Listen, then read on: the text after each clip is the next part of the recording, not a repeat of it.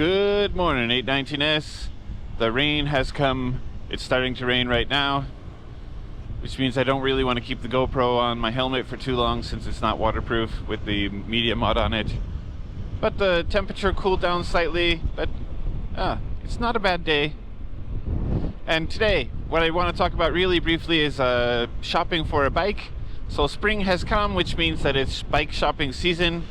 I've been watching a few different bikes on Goo Bike, and it seems like a lot of them have sold.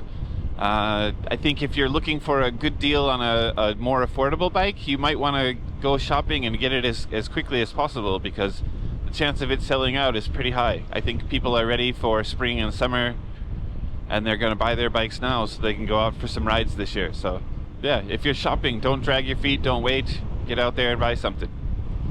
Alright, that's it for this one. Thank you so much for watching. Get out there and ride, and always ride safe.